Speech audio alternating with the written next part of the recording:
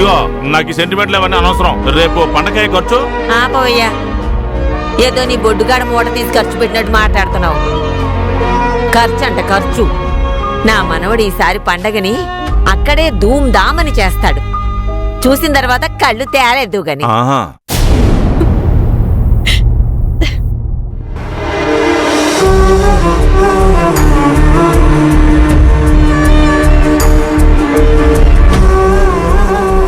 చాలా బాగుంది కదా.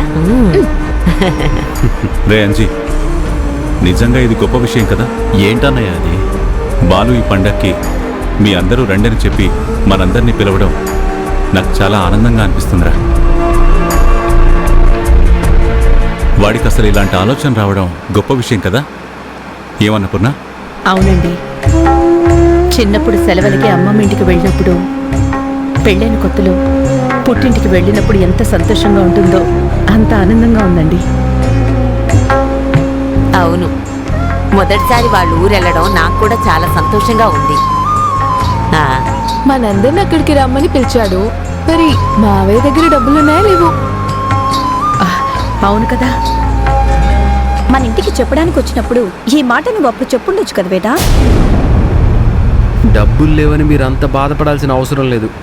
అందరినీ పిలిచాడంటే వాడికి కావాల్సినవన్నీ ఎప్పుడో సర్దేసి ఉంటాడు. ఏంట్రా అంటున్నావు? అందరినీ పిలిచాడంటే డబ్బులు ఉంటాయిలే అంటున్నాను. వాడి దగ్గర డబ్బు లేకపోతే నేనే దగ్గరుండి ఖర్చు పెడతాను. నీకేమైనా ప్రాబ్లమా?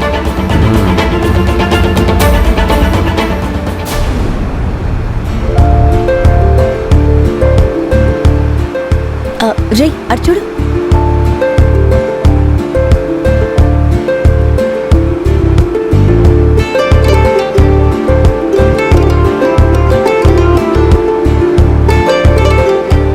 అక్కడ చూడు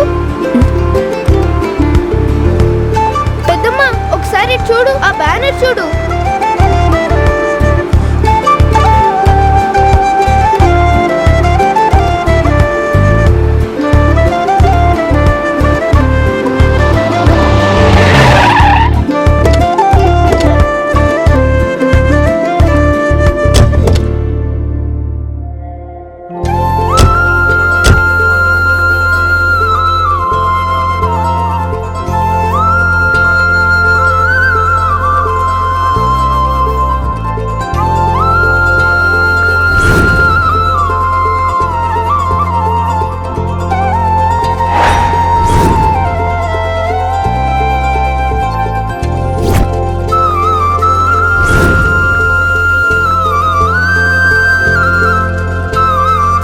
వీడి మొహం మండ. ఖర్చేమో నా మనవడది, బడా ఏమో వీడిది.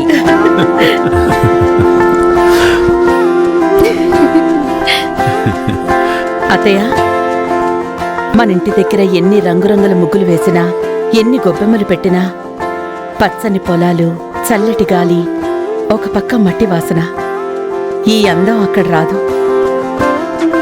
సంక్రాంతి శోభ అంటే అదే కదా. అవునే, పల్లెటూరంటే పల్లెటూరే. సిటీ అత్తింటి లాంటిది, పల్లెటూరు పుట్టింటి లాంటిది అంటారు.